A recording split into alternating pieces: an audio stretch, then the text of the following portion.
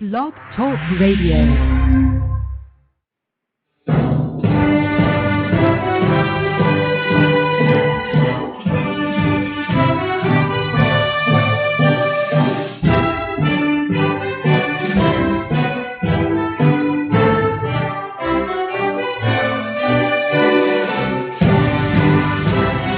Boa noite, meus amigos.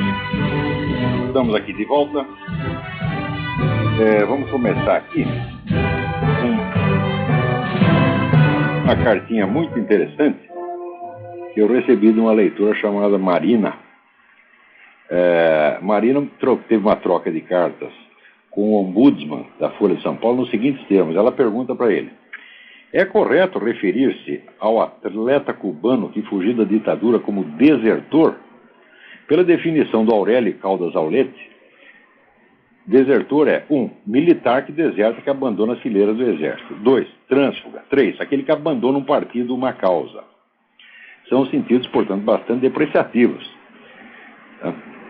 Muito bem.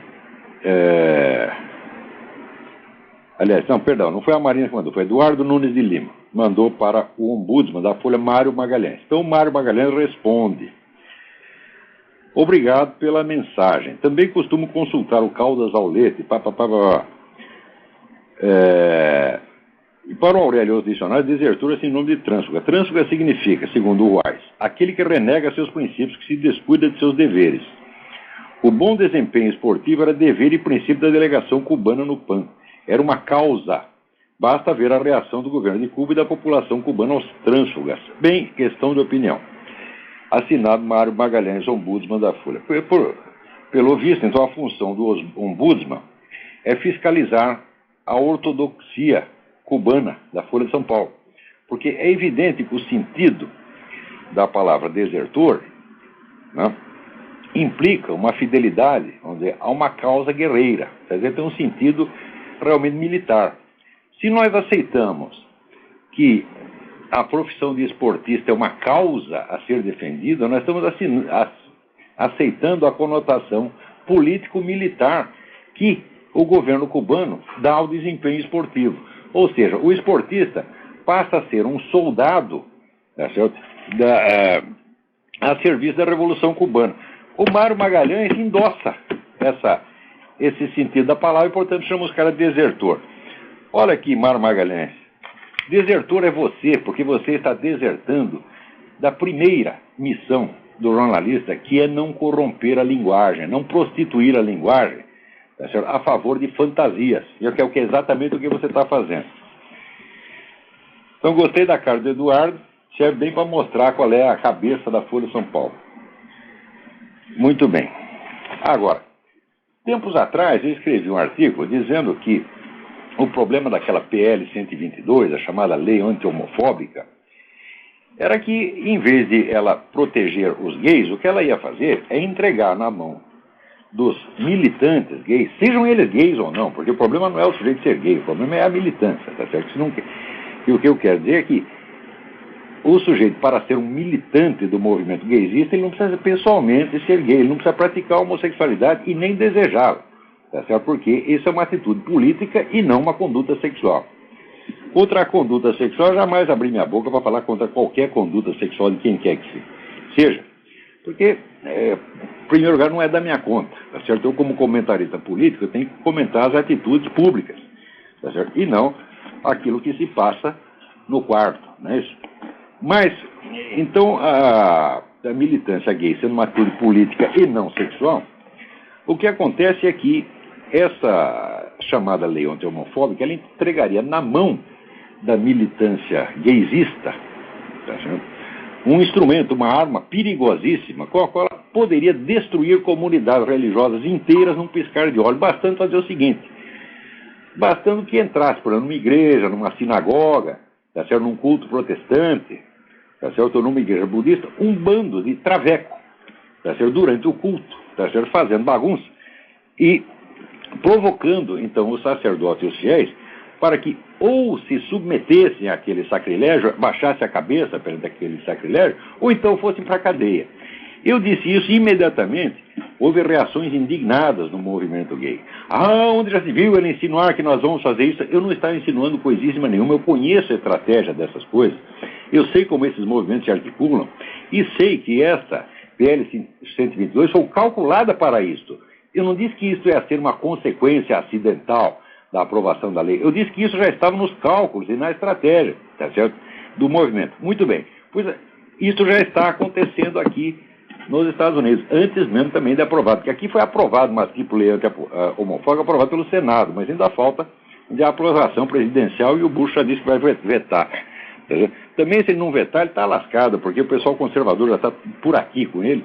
Então se ele não fizer alguma coisinha para acalmá-los, tá certo? Eles são capazes de tirar o homem de lá. Então, essa lei anti-homofóbica aqui não tem futuro. Mas antes mesmo dela ser aprovada, e sem a aprovação dela, veja o que aconteceu aqui na cidade de São Francisco. Né? Isso aqui informado pela uma comunicação do pastor Elder Faber. Diz que no domingo passado, o arcebispo Jorge Niederauer estava celebrando missa na Igreja do Santíssimo Redentor. Os membros que estavam comungando haviam feito fila para participar. Entraram na fila dois camaradas vestidos com roupas de freira. Dois homens vestidos com roupa de freira, como se aquilo fosse baile gay do Scala. Ficou logo evidente que eram membros do grupo militante Irmãs do Vício Perpétuo, um grupo de ativistas gays cujo lema é "Vá em frente e peque mais". Os espectadores devotos ficaram imóveis e impotentes, enquanto os dois homens permaneciam na fila. E esses dois até deram um beijo, um no outro, um beijo de deboche, antes de receber a hóstia do arcebispo. Quer dizer, eles foram lá para esculhambar com o sacramento. Agora, me pergunta, como é que os espectadores devotos ficam imóveis? Por que não tiraram esses fulanos de lá a pontapés, que é o seu dever estrito? Note bem, no Brasil existe uma lei que proíbe o ultraje a culto. Essa atitude deles, tá certo? Se praticado no Brasil, como será em breve, aguardem que será, porque isso está nos planos, isso é estratégia psicológica, não de guerra cultural. No Brasil existe o crime de ultraje a culto. Agora, a lei anti-homofóbica, ela é contraditória com a lei do ultraje a culto. Por quê? A lei do ultraje a culto proíbe que você esculhambe, você faça troça, você faça gozação, ou interrompa uma cerimônia religiosa com uma atitude desse tipo. E, por outro lado, a lei anti-homofóbica proíbe que alguém proteste contra isso. Então teremos duas leis contraditórias. Isso também foi calculado. Ou seja, a promulgação de leis contraditórias é também uma tática constante do movimento revolucionário para criar o caos e a desorientação. E a PL 122 se destina a isso. Preste bem atenção, a PL 122 não tem nada a ver com conduta sexual de quem quer que seja. A vida do gay com isso aí não vai melhorar nem piorar, vai contar tudo mais ou menos a mesma coisa. A vida dos outros é que vai virar um inferno. A vida dos cristãos, dos religiosos, cristão, judeu, budista, esses aí é que vão ter problema. E o problema é exatamente isso. Quer dizer, você está lá oficiando um rito religioso, entra um sujeito, né, barbudo, bigodudo, vestido de freira, ajoelha ali para receber a hóstia consagrada e você vai ter que dar a hóstia para o sujeito. Você vai ter que fazer de conta que aquela gozação sinistra, descarada dele é uma coisa normal e bem educada, e você vai ter que reagir educadamente diante disso? É claro que não. Esse arcebispo, né, inclusive o promotor público municipal de São Francisco, percebeu que a coisa era tão absurda, tão ofensiva, tão insultuosa, que ele sugeriu que iniciasse um processo. Mas o arcebispo de São Francisco recusou-se a processar os caras. Mas que raio de arcebispo é este, meu Deus do céu? Quer dizer, que omissão, que covardia é essa? São esses camaradas, tá certo? Que Deus diz que no juízo final vai cuspi-los da sua boca. Você está entendendo? Quer dizer, Deus prefere um sujeito que é um pecador, que é um sem vergonha, mas que defende a honra do nome do Senhor, do que um arcebispo, quer dizer, um sujeito consagrado, que se omite e deixa o inimigo fazer troça do sacramento. Tá certo? Agora, é incrível isso aqui. Né? Também, na mesma semana, a Ann Coulter, né,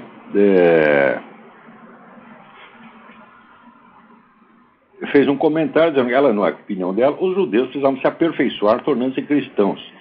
Foi bombardeada. Quer dizer, o que tem de mais você dizer que o judeu tem que virar cristão? Ou qualquer sujeito que tem uma religião, ele acha que o nego da outra religião tem que entrar para a religião dele. Isso é um direito elementar, tá certo? Assim como o judeu tem o direito de dizer o que ele acha do cristianismo. Tá certo? Se ele acha que Jesus não é o Filho de Deus, não é o Logos encarnado, ele tem todo o direito de defender o ponto de vista dele, e a Ann Coulter tem todo o direito de defender o ponto de vista dela. Agora, é o seguinte, isso aqui parece que a norma hoje no mundo inteiro tem liberdade religiosa para todo mundo, menos para os cristãos. Que estupidez é essa? Ela não falou nada contra o judeu. Tá certo? Não falou nem pensou, não houve nenhuma intenção. Você sabe que pela doutrina cristã, quer dizer, os judeus são uma comunidade preciosa. Tá certo? E se os cristãos insistem tanto em convertê-los, é porque tem amor a eles. Tá certo? Agora, converter não quer dizer que você vai poder converter à força, porque existe já uma bula do século, eu acho que é do século 8 ou 9, a bula papal que está em vigor até hoje, que proíbe a interferência dos cristãos na comunidade judaica e determina que os judeus devem ser deixados em paz para viver de acordo com os costumes que tem desde o tempo de Moisés. Ou seja, o cristão não pode interferir no ritual judeu, não pode forçar o judeu a se converter. Se muitos cristãos católicos violaram essa instrução, bom, isso aí acontece, tá certo? Mas que a doutrina é essa, é deixar os judeus em paz, vivendo de acordo com os costumes judaicos ancestrais, essa que sempre foi a doutrina da igreja. Agora, deixá-los viver de acordo com a sua doutrina é uma coisa. Agora, não poder pregar o cristianismo, bom, aí é outra coisa, aí também é demais. Mas vamos lá. Agora, falando nessas coisas de omissão, de covardia, etc., essa semana aconteceu um negócio maravilhoso. Essa coisa desse prêmio Nobel de Medicina, o James Watson, né? E ele disse mais ou menos o seguinte, ele disse que, assim, nossas políticas sociais são fundadas no fato de que a inteligência dos africanos é a mesma da nossa, ocidentais brancos. Enquanto todas as pesquisas dizem que não é esse exatamente o caso. Tá certo? Então, todo mundo, evidentemente, caiu de pau nele, dizendo, onde já se viu um cientista, né, ceder à ideologia dessa maneira? Isso aí desonra a ciência. Tá? Passou uns dias, o sujeito, apesar do seu prêmio Nobel, foi suspenso do laboratório dele trabalha, o laboratório de Cold Spring Harbor, em Long Island, Estados Unidos. Ou seja, está todo mundo caindo de pau no tal do prêmio Nobel. Agora, isso é uma ocasião excelente para lembrar vocês algumas coisas que depois eu vou detalhar melhor com fonte e tudo no meu artigo, provavelmente o artigo, não sei que artigo, Jornal do Brasil, do Diário do Comércio. É muito bom lembrar um fato que é ignorado por praticamente todo mundo e que aqueles que sabem gostam de varrer para baixo do tapete. O racismo é um filho da mentalidade científica moderna. Ele é um filho da ciência moderna. O racismo não é filho da religião, não é filho das tradições culturais judaico-cristãs, tá certo? O racismo é totalmente desconhecido até o advento da ciência moderna. Isso aí é uma coisa que está muito bem demonstrada no melhor livro que existe a respeito, que é History of the Race Idea, de Eric Wegener. Na verdade, é o único livro que trata desse assunto precisamente sobre esse aspecto, da onde surgiu a ideia de raça. É muito fácil você perceber que não pode existir racismo se não existe a ideia de identidade racial. E que a ideia de identidade racial não podia existir antes que o conceito biológico de raça aplicado ao ser humano existisse.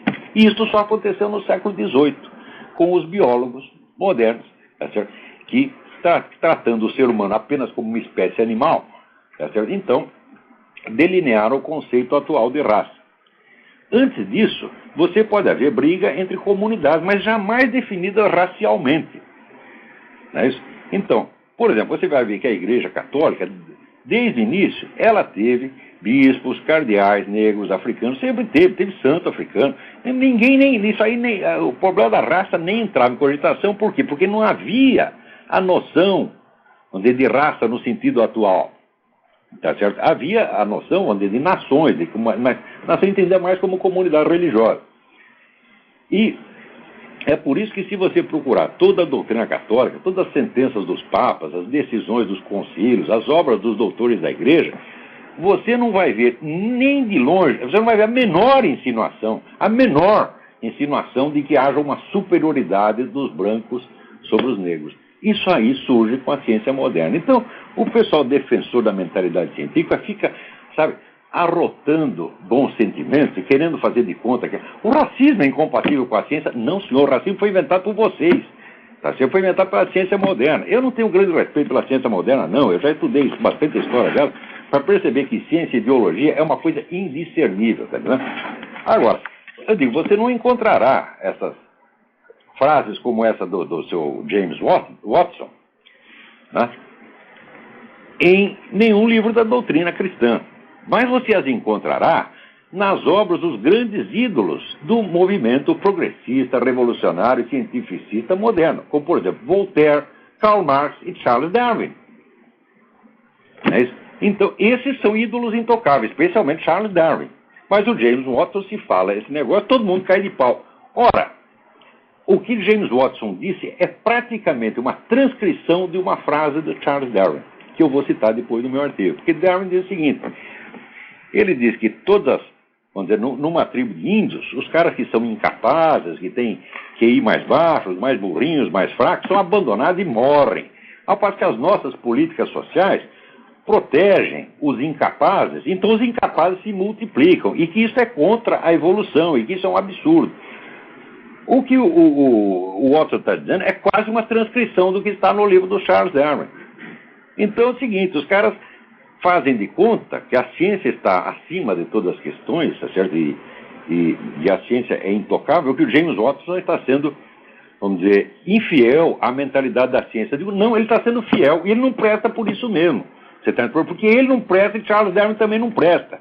Mais ainda, Charles Darwin não apenas disse isso, é exatamente isso com relação às políticas sociais, mas ele era favorável à destruição de raças inteiras. Ele achava que era um processo evolutivo normal, que no processo da evolução, as raças superiores têm que liquidar as raças inferiores. Isso está escrito no livro A Ascendência do Homem, com todas as letras.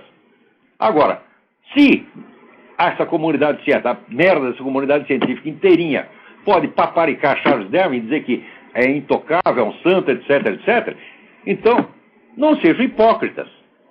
Então, não façam de conta que vocês não gostam do que o James Watson disse, porque vocês gostam sim, vocês só não gostam de dizer em público. Porque em público vocês gostam no James Watson. Depois vocês vão ler lá o Charles Darwin com o meu prazer de um moleque que lê Playboy no banheiro. Você está entendendo? É isso que vocês fazem. Então, a ciência moderna, um dia eu vou explicar isso melhor, que no programa não dá tempo, eu já dei inúmeras aulas sobre isso. A ciência moderna nasceu tão entremesclada a ideias ocultistas, místicas e a preconceito ideológico, que é uma coisa inseparável da outra. A ideia de que existe um conhecimento puramente científico, tá certo, inacessível a essa influência ideológica, não tem não, porque para você se livrar desse ranço ideológico, precisa uma coisa que a ciência não lhe fornece, é que é uma coisa da autoconsciência crítica. Você precisa ter a noção dos seus pecados, você precisa ter o exame de consciência. Isso aí não tem ciência que ensina a fazer. Você está entendendo? Então, o que eles fazem? Eles apagam a consciência e, por lugar da consciência, um fetiche chamado ciência. E daí mentem pra caramba. Essa mesma coisa da liquidação das raças inferiores, Karl Marx diz a mesma coisa. Karl Marx acha também muito natural que as raças superiores acabem com as raças inferiores. Tá certo? E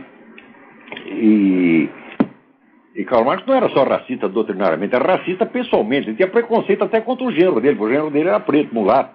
Tá certo? E ele vivia falando mal do cara por ser preto, mulato. Negro pernóstico. Tá certo? Que nem eu conhecia uns tipos antigamente.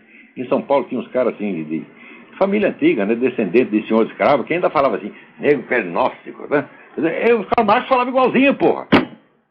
Agora, por que Karl Marx pode, Charles Darwin pode e o James Watson não pode? Se o James Watson não presta, eles também não prestam. Que é exatamente o que eu acho.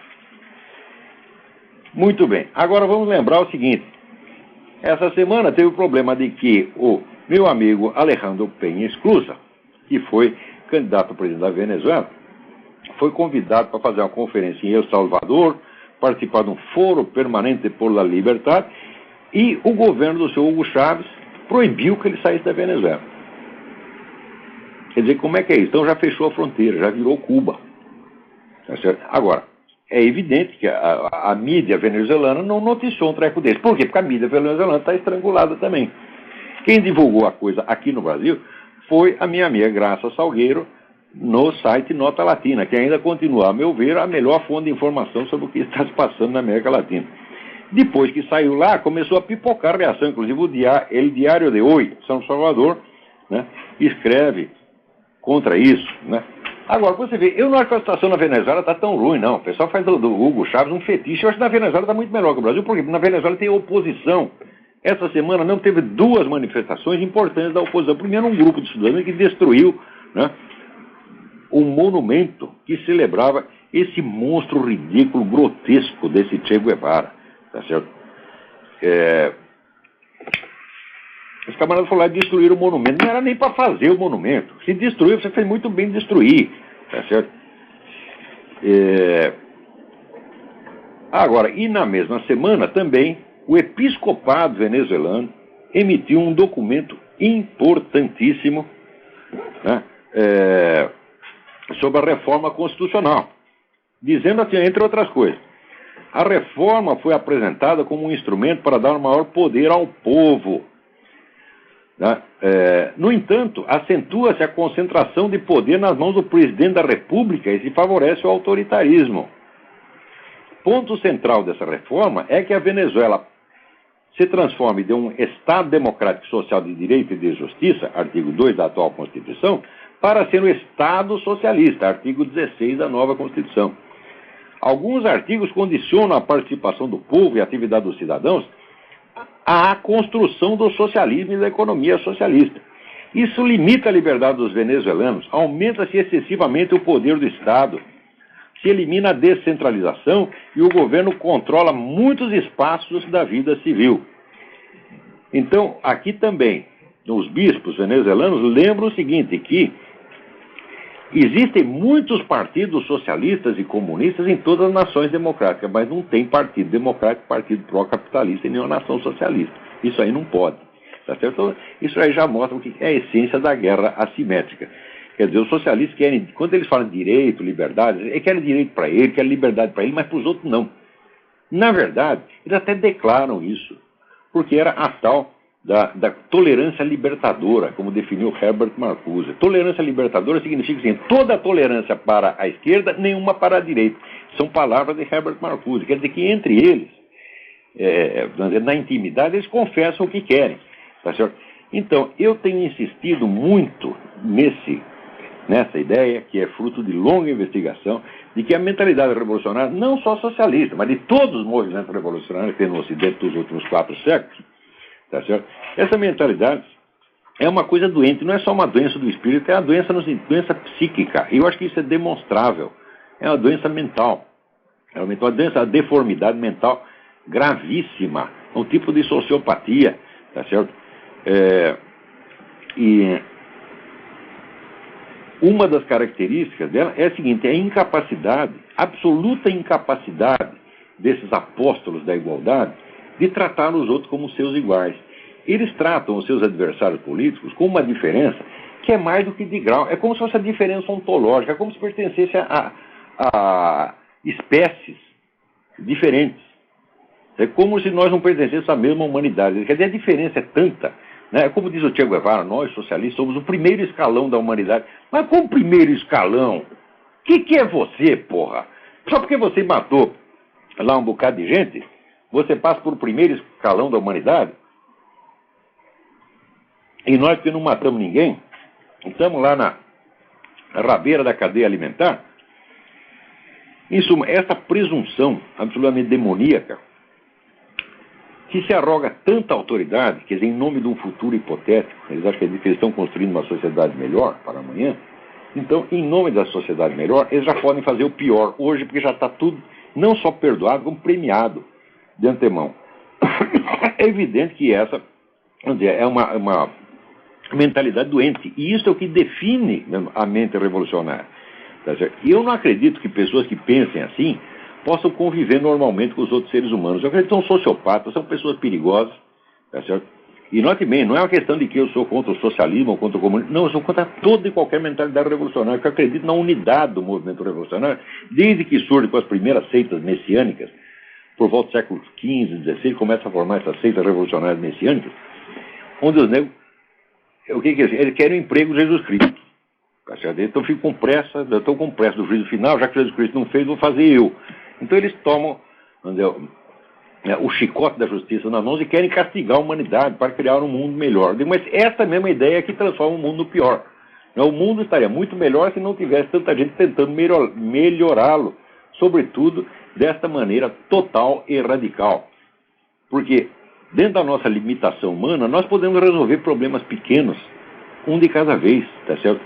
Levando em conta as limitações da nossa inteligência, tá certo? Levando em conta a nossa própria corrupção interior, nós temos que tomar cuidado conosco mesmo. Nós não podemos ter tanto poder assim para reformar sociedades inteiras, muito bem para reformar a humanidade. Tá? Quer dizer, qualquer reformador da humanidade é, por definição, um sociopata, um genocida, um criminoso. E eu me pergunto, até quando as pessoas que não compartilham disso, as pessoas normais, vão aceitar a convivência com essas pessoas? A minha ideia é o seguinte: essas pessoas têm que ser carimbadas mesmo. Tu é um revolucionário, então você é um sociopata, você é um negro perigoso, não quero conversa com você. Tá certo? E eu acho que essas pessoas, vamos dizer que uma coisa é você defender, note bem, a ideia socialista, por exemplo, que na ideia socialista do ponto de vista econômico. Eu acho, por exemplo, que o Estado tinha que ter mais controle da economia.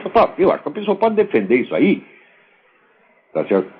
Você vira, por exemplo, até eu e o meu amigo Alejandro Penha Esclusa, eu sou mais favorável à economia liberal. Ele é mais favorável à economia protecionista, que é um pouco mais de controle do Estado. Isso aí inteiramente, então, né, quer dizer, numa situação democrática normal, nós estaríamos assim, eu seria a direita e ele seria a esquerda. Isso é inteiramente normal. O que é anormal é a ideia revolucionária. A ideia revolucionária não quer dizer necessariamente ideia violenta.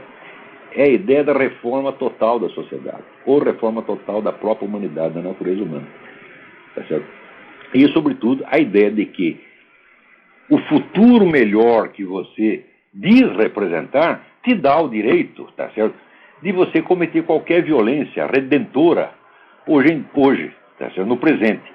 Esta ideia nós não podemos tolerar de jeito nenhum. Qualquer pessoa que tenha sinal de ter uma ideia dessa na cabeça, tá certo, deve ser carimbada, denunciada, tá certo, e mostrada ao público como exatamente aquilo que ela é. Quer dizer, que é uma pessoa doida, né? Doida e perigosa.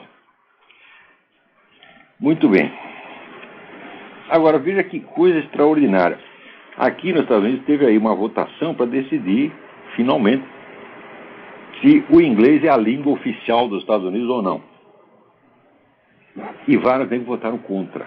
Agora, o curioso é que os caras que votam contra, tem vários camaradas que são candidatos a presidente. Joe Biden quer ser presidente, né? Hillary Clinton quer ser presidente, né? John Kerry foi candidato a presidente, né? Joe Lieberman, isso aí é uma decepção. O Lieberman sempre foi um cara decente, sempre falou as coisas certas. Agora, de repente, inventa essa coisa, né? Olha, uma nação, já dizia o general Charles de Gaulle, dizia, a nação é 3 coisas: é a língua, é a religião e a alta cultura. Se você destrói a língua do país, destrói a religião dele, destrói a sua alta cultura, o país acabou.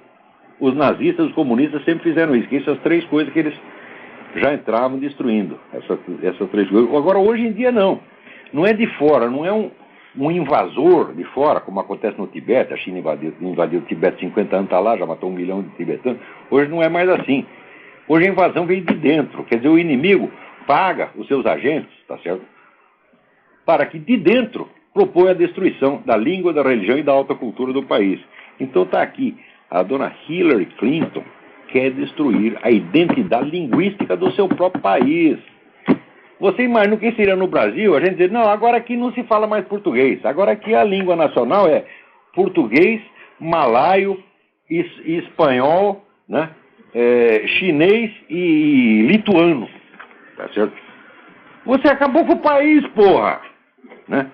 Então esses 4 aqui, eu espero que os americanos não se enganem e que não votem em ninguém. Agora, eu acho que a Hillary não emplaca não, porque tem tanto crime, tanta denúncia, tanta corrupção, é tanta sujeira, né, que, olha, perto da Hillary, o Renan Calheiros começa a aparecer Madre Teresa de Calcutá. E isso está vindo à tona, agora que começou vindo à tona e vai vir mais ainda. Agora, com esse negócio de reformar a humanidade, tem gente na linha, vamos ver aí. Alô? Alô, Lado. Quem está na linha? É o Fernando? Fernando, tudo bem? Tudo bem, e contigo? Tudo certinho aqui, diga. Bom, eu queria fazer uma observação sobre o comentário sobre a Venezuela.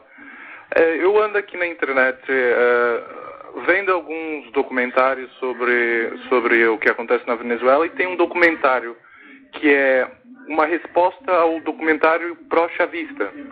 Sim, ótimo, me documentário dê o endereço que a gente passa aqui aos ouvintes, isso é muito importante.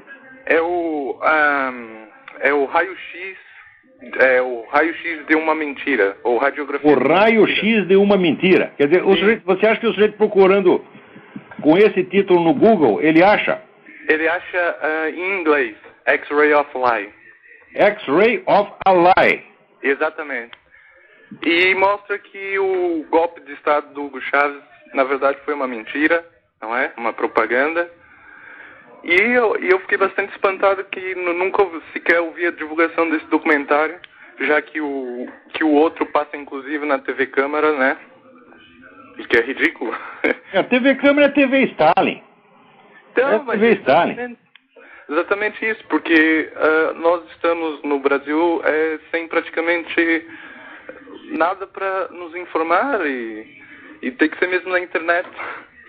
A internet é a nossa salvação, como foi aqui nos Estados Unidos, como tem sido aqui. Aqui ainda tem internet e o rádio. No Brasil tem nem o rádio, tem só a internet. Exatamente. E, bom, basicamente era isso que eu gostaria de falar. E muito boa sua informação. Então procurem esse documentário de X-ray of a Lie, a respeito do Hugo Chávez. Muito boa sugestão. Muito obrigado, Fernando. Ok, boa noite. Boa sorte aí. Igualmente. Agora aqui, o Fernando Portugal Muniz, não sei se é o mesmo Fernando, está perguntando o que eu acho a respeito das ideias do Sarkozy. As ideias são muito boas, eu adorei o discurso do cara. Agora, dizer uma coisa e fazer outra, tá entendendo? Espero que ele faça mesmo. Se ele fizer, ele vai ser o Ronald Reagan da França e vai levantar a França, porque a França hoje está de 4. Quer dizer, de 4 não, agora está começando a rastejar. A história da França é uma ironia, porque a França, logo antes da Revolução, era o país mais poderoso, mais rico da Europa e o país que mais prosperava na Europa. Desde então, desde a Revolução Francesa, começou a decair, nunca mais parou, tá certo? Né? Até que agora está na mão aí dos árabes, tá certo? Então vamos ver se o Sarkozy levanta a França, né? Vamos ver o que tem tanta coisa aqui. Olha aqui. Vamos lá, peraí.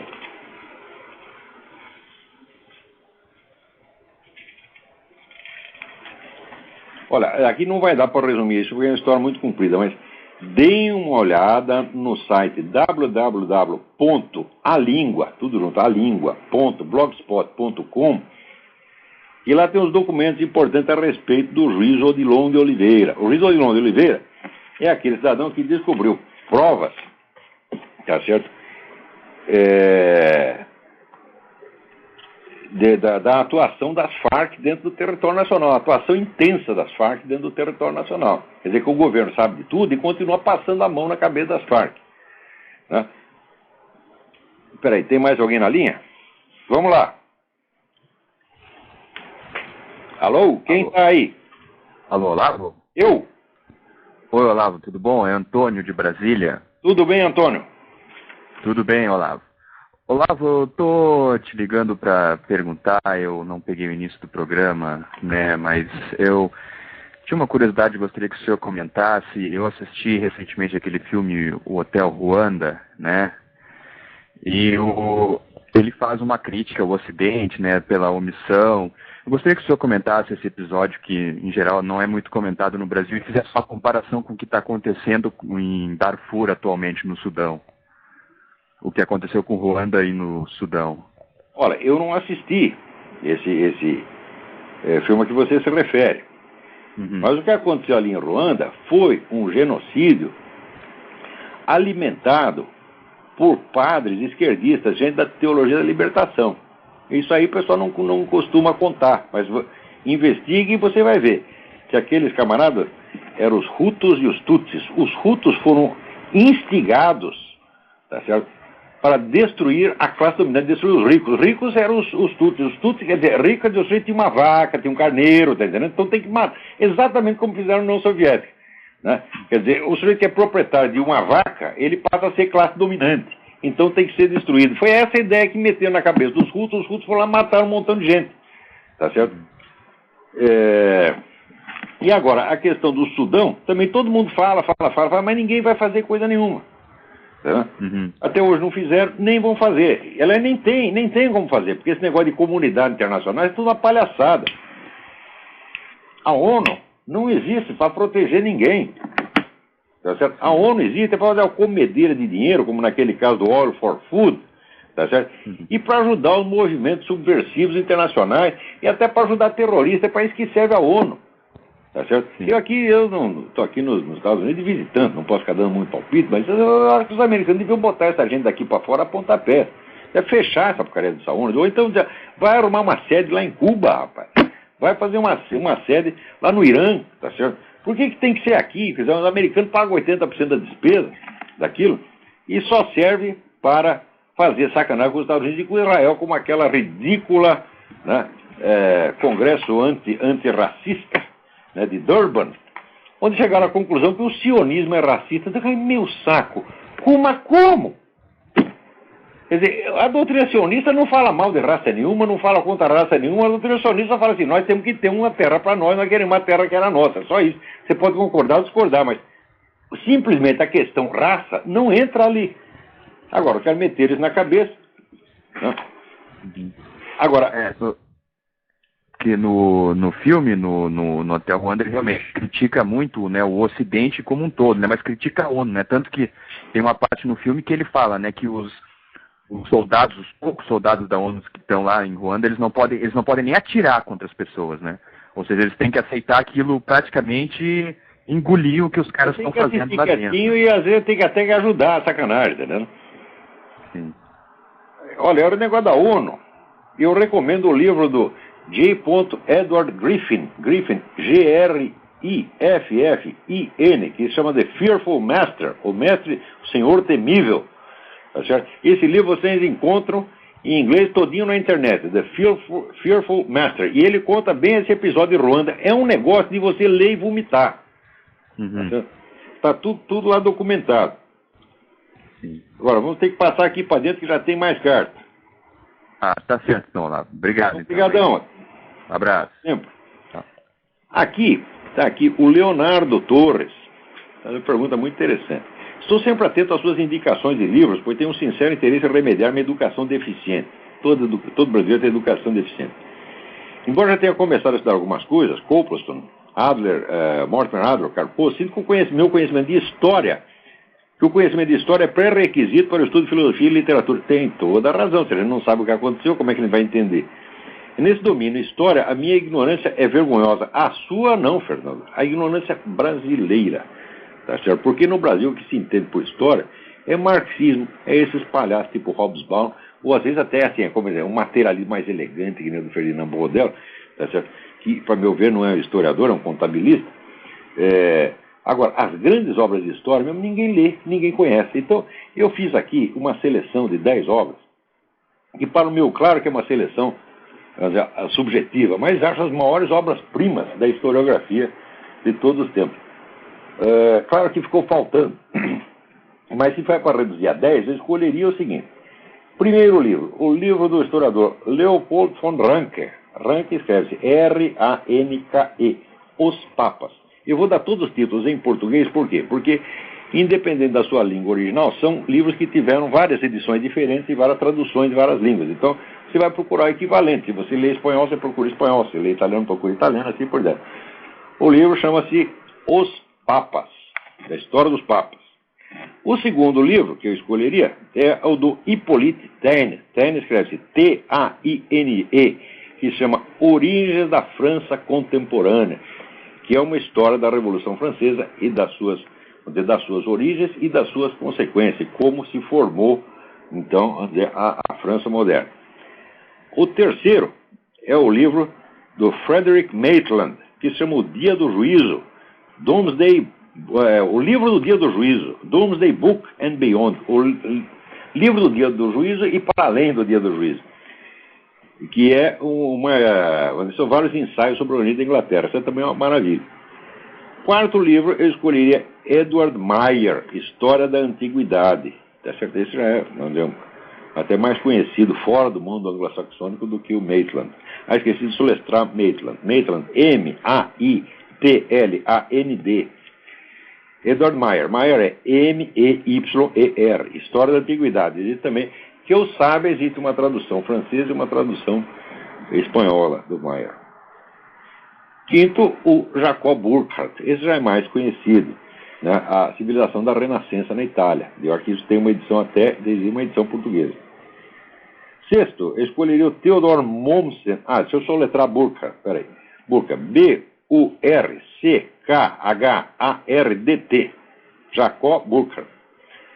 Sexto, eu escolheria Theodor Mommsen, História de Roma. Mommsen escreve M-O-M-M-S-E-N, História de Roma.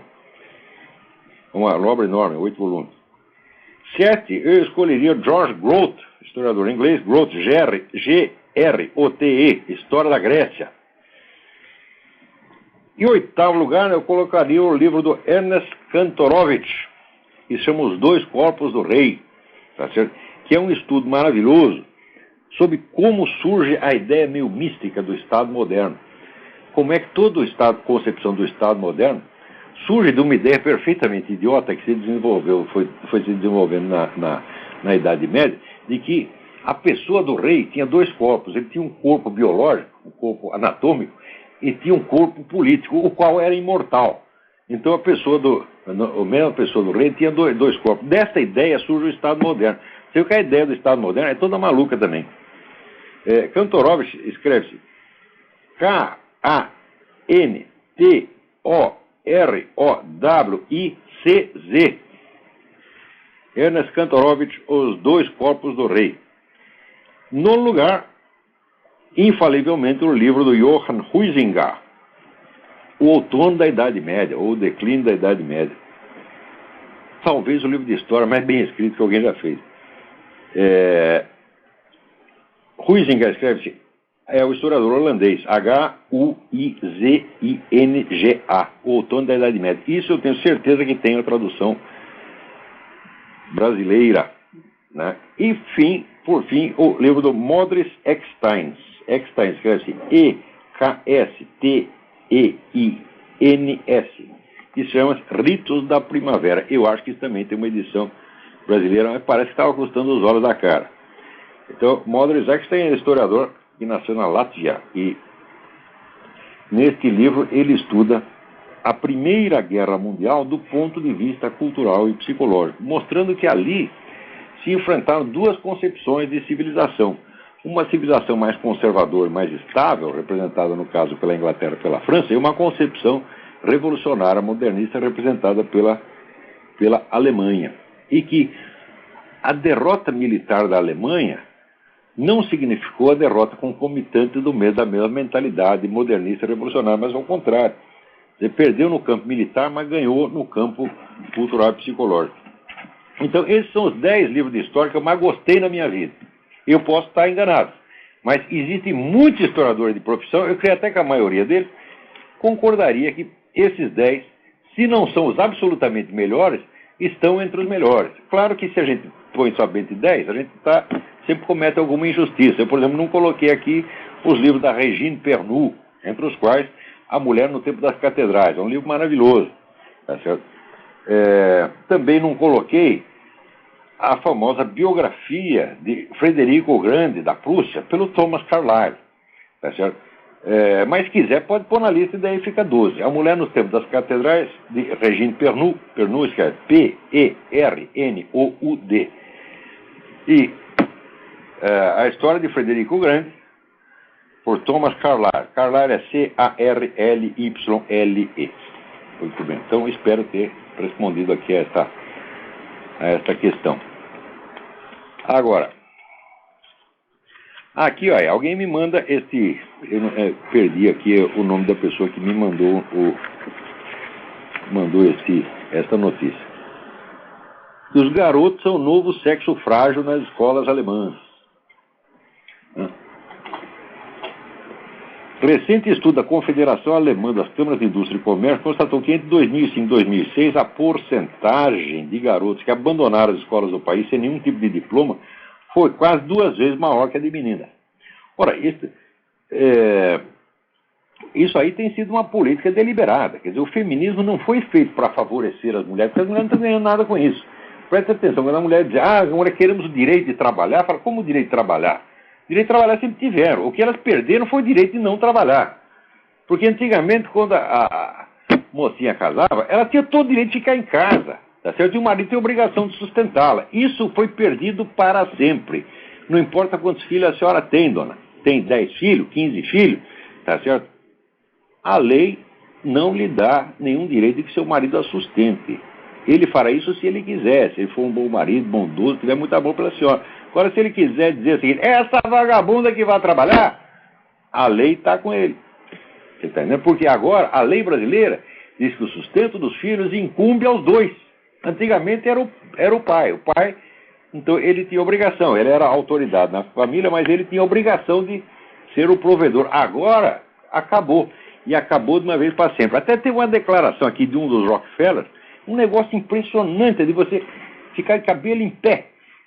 Ele diz, nós fomentamos esse movimento feminista porque isso duplicou repentinamente o número de contribuintes.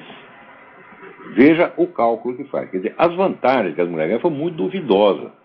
Tá certo? Porque você veja, por exemplo, na Idade Média, que o pessoal disse que era uma barbárie, né? Era proibido, por exemplo, você levar um combate, levar uma guerra para dentro da cidade, porque podia atingir as mulheres, as crianças, os velhinhos. Tal. Agora não, no século XX, a primeira coisa que o nego faz é bombardear logo a cidade para acabar logo com as mulheres, as velhinhas, as crianças, tudo. Quer dizer, perderam aquele direito de estar resguardado. Tá certo? Peraí, estou explicando aqui, já um minuto. Perderam aquele direito de ser defendidas pelos seus maridos. Porque você vê, a autoridade do homem deriva do fato, não do fato dele ser o provedor, mas do fato dele ser o defensor. Quer dizer, o negro que tem o dever não apenas sustentar a sua família, mas de morrer para defendê-la. Esse é um dever milenar do homem. É em função da sua função de defensor, de protetor da família, que ele tem autoridade. Qualquer pessoa que proteja você, tá certo, contra o inimigo, ela tem que ter autoridade. Tá certo? Como, por exemplo, numa guerra, entra o que? Estado de sítio, então o negro do exército adquire autoridade para mandar na população civil, enquanto durar aquela situação. Né? Do mesmo modo, por exemplo, que se entrar, né? Eu lembro que uma vez entrou 4 sujeitos na minha casa, me invadi lá. Né? Então o que eu fiz? Peguei as crianças e falei, você fica quieto, cala a boca, quietinho aí. E eu tinha ganho um revólver do meu vizinho. Tá certo? Se não tivesse ganho esse revólver, eu não estava aqui fazendo esse programa agora. Porque o pessoal fala mal de ter arma em casa. Se eu não tivesse, eu estava morto. M-O-R-T-O. Você tá entendendo? O que eu vou fazer com 4 caras? Vou bater em 4? Eu sou o Schwarzenegger, porra. Eu sou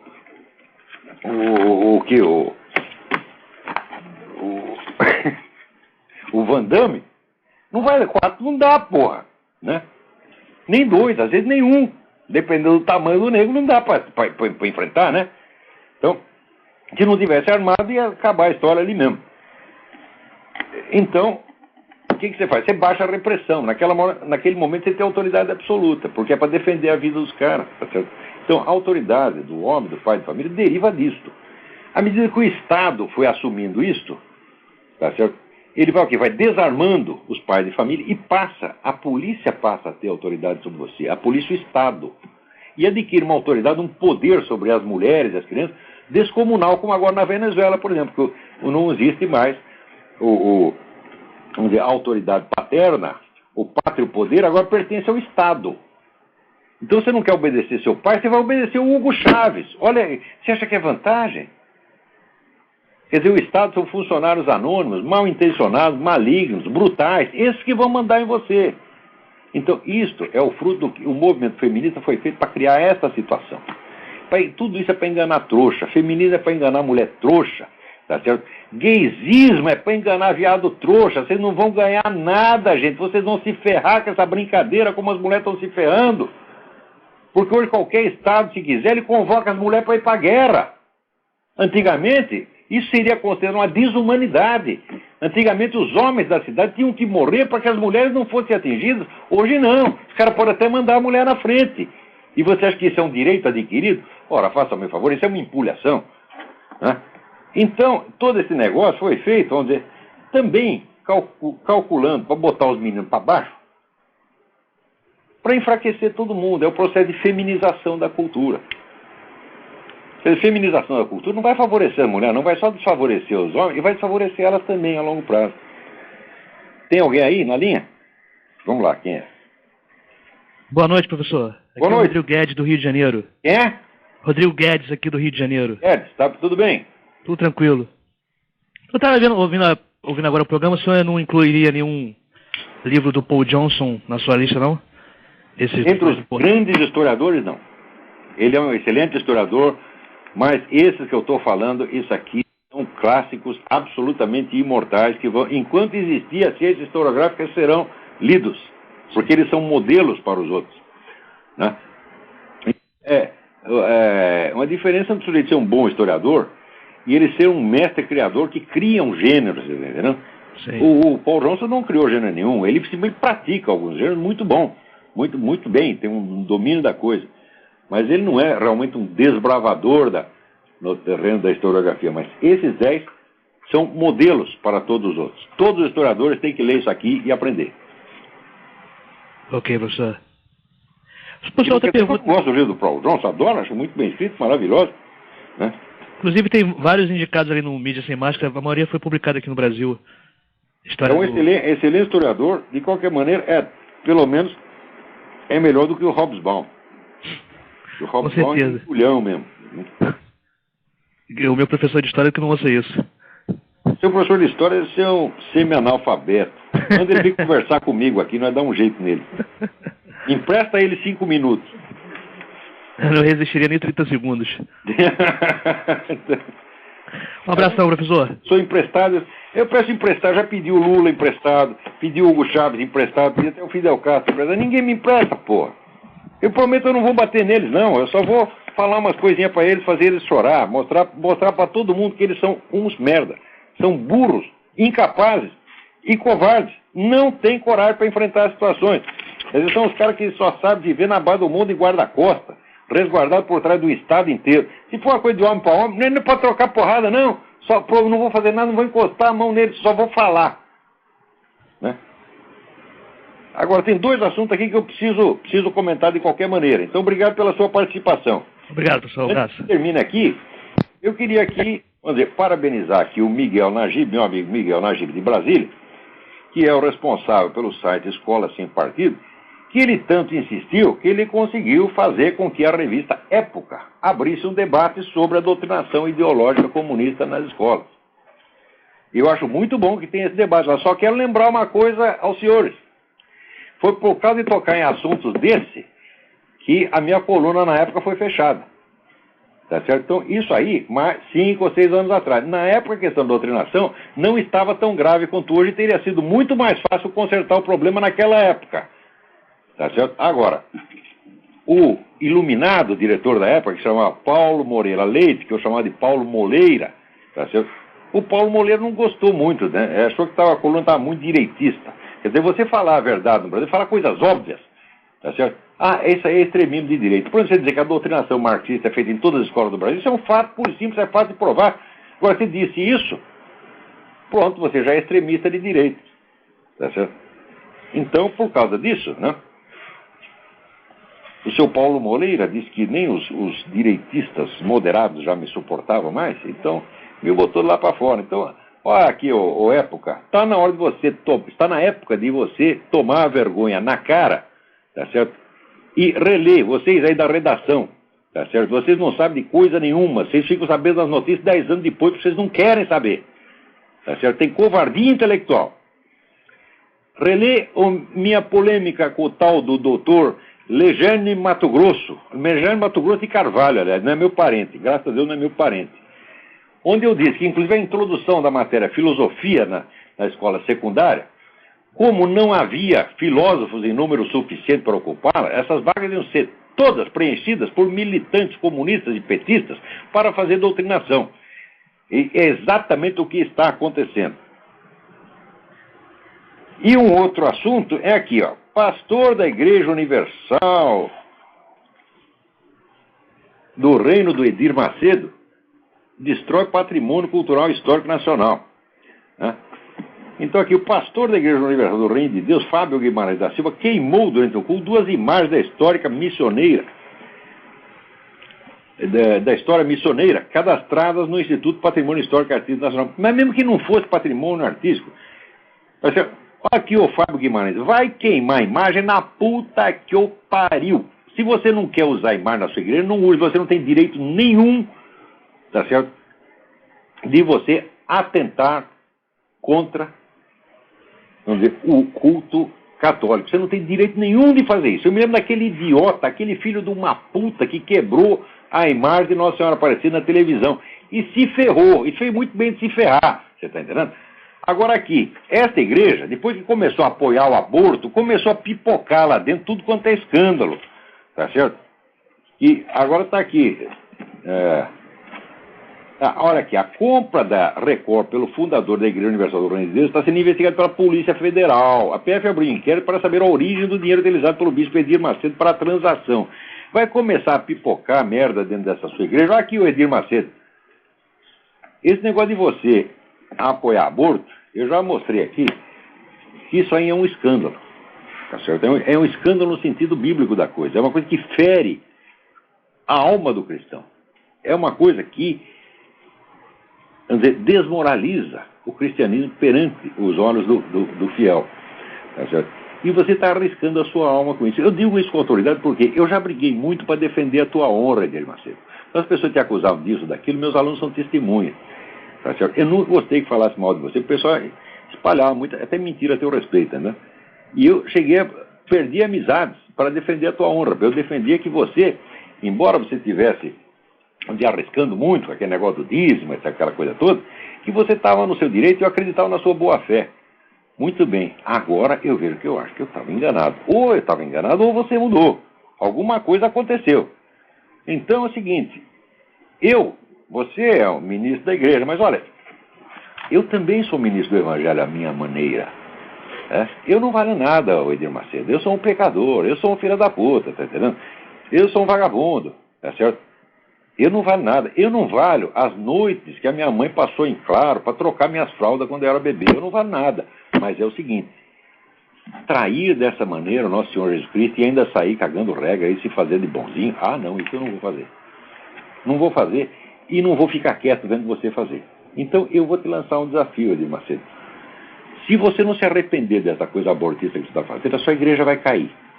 Muito em breve. Vai ser tanto escândalo, tanta roubalheira, tá certo? Que você não vai poder sair na rua sem as pessoas cuspir na sua cara. Então você toma cuidado. Porque você está arriscando a salvação da sua alma, é a salvação de milhões de fiéis que acreditaram em você. Cuidado com esta coisa. Pare já. Pare já, ou então não sobrará pedra sobre da tua igreja. Esse é um desafio que eu estou lançando em nome de nosso Senhor Jesus Cristo. Tá bom? Então, fica aí esta mensagem. Até a semana que vem. Muito obrigado.